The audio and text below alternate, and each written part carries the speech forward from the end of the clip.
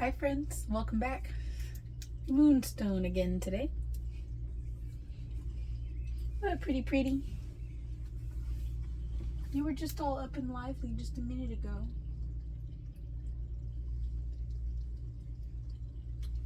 Love.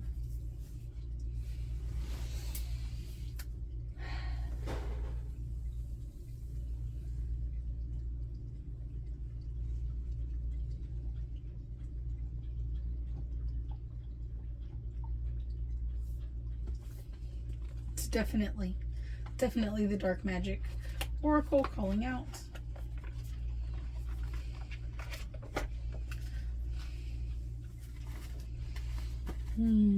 Let's see what the message is today. Just get started right off the bat. Dream. Life can be a dream come true.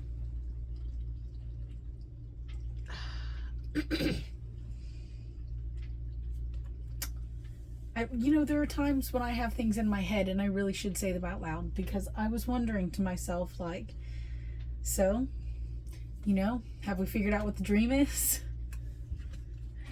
We figured out what that destiny is? Your life can be a dream come true.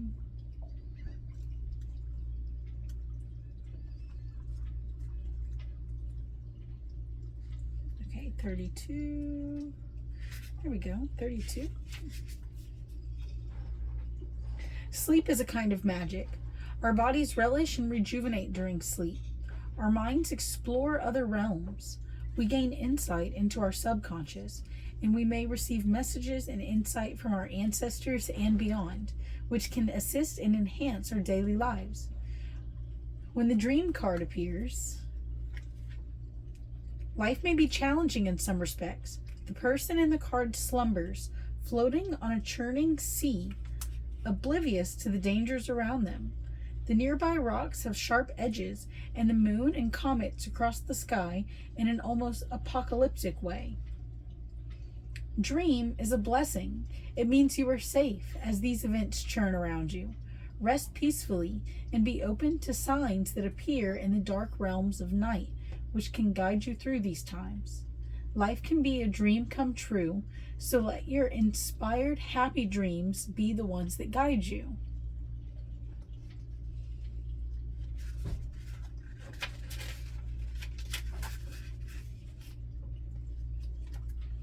Okay.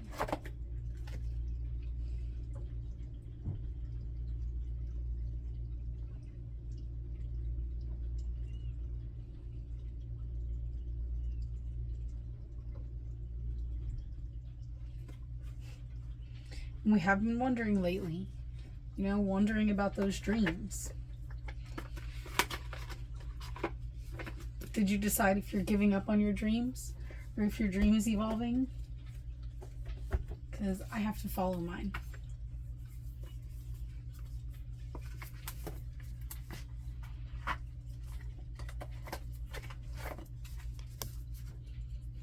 This one on top. Whale song again, resonating. 61. Right? Let our thoughts and our voice be resonant. Remember that everything that we say, everything that we speak and the frequency that we speak it with has a resonance, and that's what the universe is going to echo back to us.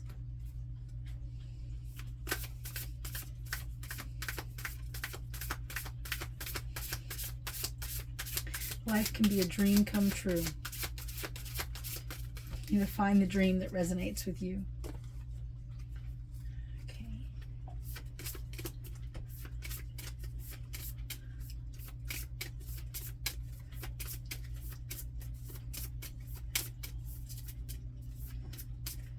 This one.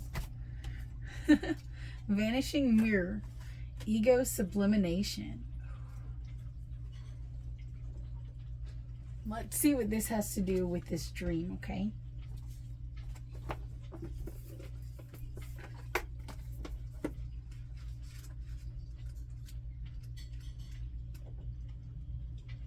Oh, 58. I started looking for 68. Interesting. Okay, ego sublimation, letting go of self-centeredness, becoming a vessel of possibility. Do you ever wonder if your self-definition has become too rigid, too fixed around what you've come to learn, so that you contract your life into zones of safe versus unsafe? This here is okay, but over there, well, that might be too risky. Judgment, fear, self-righteousness, and overconfidence are only some of the traits that keep you from evolving. We are all products of our conditioning, so remember that this is part of the human experience. Yet, you are not meant to remain static, seeking only what you expect, even if it appears ambitious, is still too narrow. You are not meant to remain static, seeking only what you expect, even if it appears ambitious, is still too narrow. Whoa. You've got to expand your horizons so much farther than you ever thought you would. And then, when your horizons are as expanded as you think they can be, expand them even further still. You go nowhere when you hesitate to move out of your comfort zone. When you focus too much on yourself this way, you become a servant of the ego.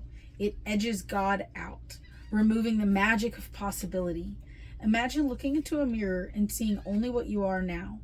If you can let your self-definition soften, moving beyond the veil to your potential, a magical emptiness exists where all things are possible. Look again. Who could you be? What would you see reflected if you allowed yourself to be other than how you define yourself now? Nothing less is required of you now. In this moment, let go of who you think you are and allow a new you to emerge. You will recognize yourself as what you are, a partner in co-creation, in service to the divine. And doesn't it feel good? Whoa. Whoa. Don't let yourself be limited. Don't let your dream vanish.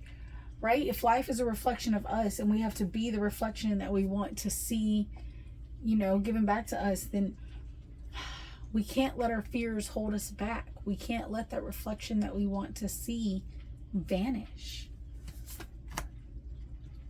The jeweled web connectivity. 32, again, 32. 32. Dream. Life can be a dream. Connectivity. Wow, that's got it. So matrixy. No separation, the feeling state, okay? Approaching any oracle requires you to come in with certain expectations. You're either looking for confirmation of what you already know or attempting to shed light on what eludes you on the obvious path you're on. You're asking whether you will reach a desired goal of some kind. You're rarely able to see beyond memory or projection, and so naturally, everyone comes to the oracle with a narrow perception of what's possible. Imagine that the answer to your question is not about landing at a particular destination, meeting a goal, connecting to a special lover, reaching an end game, or experiencing anything specific. Instead, you discover a shimmering web of jewels you didn't know existed. The world is interconnected in a living web of energy. It's impossible to know how any of it works. But know this. What is in your highest good is a sparkling jewel that lights up for you among this web of possibilities. You just need to know how you want to feel and choose this consciously. Take your focus off getting anywhere. Practice feeling and being in a place where your desired experience has already come to pass. Who will you be when this is true for you? Can you be that now? Feel that now. Practice that. The better you know your path within this web of life, the more it will light up for you. It is celebrating you already. The more that you can pay attention to the nuance in the way that this path lights up before you, And it's like in a video game, that path sometimes shows up so bright, but if you don't keep up with it, it like turns into a wisp and it might disappear a little bit. You've got to stay connected to that path. In the hand, 31. The universe is your partner.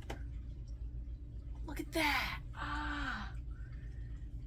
The universe is your partner. It's literally the one before this. I even opened up to this page a while ago and noted the name of it in my head. Again, sometimes these things come to my head and I should say them out loud and I don't. Feeling secure, taken care of. The universe is your partner. Something amazing happens when you contemplate your intimate relationship with your higher power. How do you engage it? Perhaps you might have seen things through the influence of your religious background, or you may have been exposed to other ways of making that connection real for you. It doesn't matter the source of your understanding. What matters is what works for you. For example, if you believe in a punitive God, you will be afraid of punishment for your transgressions. If you believe in a version of a higher power that blesses you, you may find it easier to surrender to a relationship of radical trust. Right now, if you imagine relaxing, curled up in the hands of the divine, how does that make you feel? Can you then turn over your needs and desires to that divine power and trust that you're safe and secure and don't have to do anything at all to feel that way? Grace is activated in your life now. You are in good hands. Your work, family, relationships, home, everything. You've done all you can. So now is the time to rest and recharge instead of producing, doing, acting, strategizing. A hot tea, a good book, and a soft blanket are in order. Do you feel like you've put yourself into a place so that you can rest in that hand?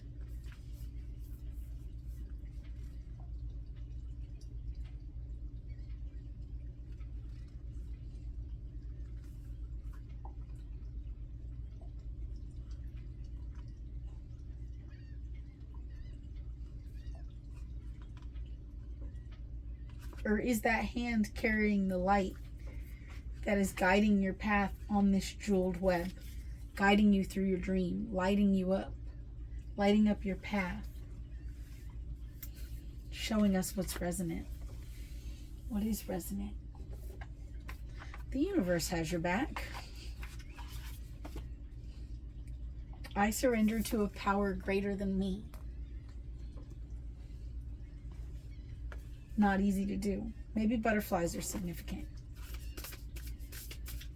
It's not easy to surrender to something greater than us. To let go of control while still believing that it's going to work out. To take our hands off the reins and still believe that the chariot is going to go exactly where we need to be led. We can't have a life too comfortable, because when things are too comfortable, we stagnate and we don't grow.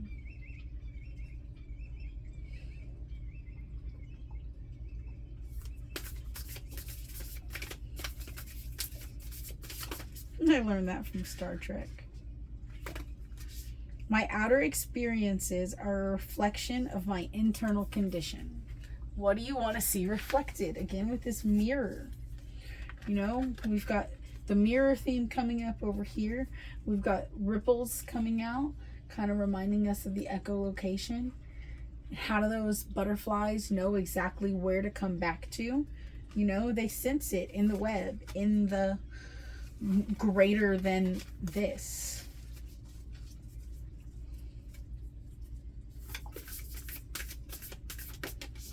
The universe has your back.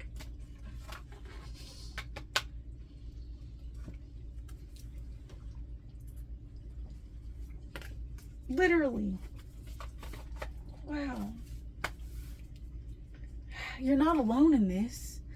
The universe has got you.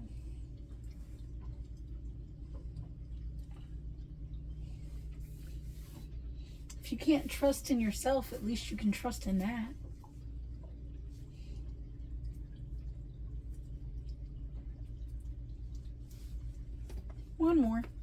to close it out. What it's going to take to follow this dream.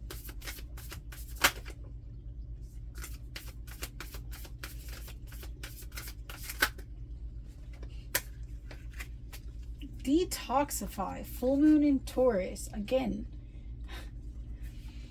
being conscientious about what we consume, what we take in, and with Taurus, getting back into connection with the earth, doing some grounding, getting intentional time in nature. Honor your feelings. First quarter moon in Pisces.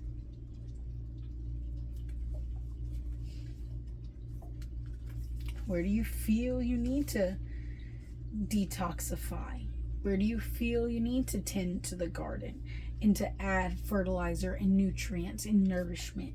And where do you feel it's getting too much and you need to, it's starting to, like, you know, you can over fertilize something and it starts to wilt. Where do you need to detoxify?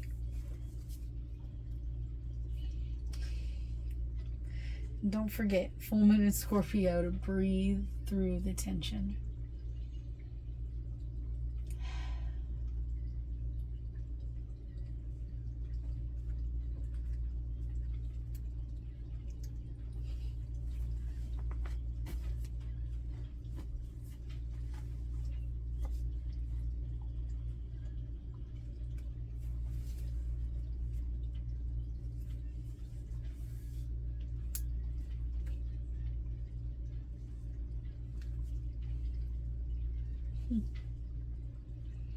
Very interesting feelings. All right, that's it for this one. I think I just had an idea of something that's going to come out next, so, or a feeling, or yeah. No. See you in a bit.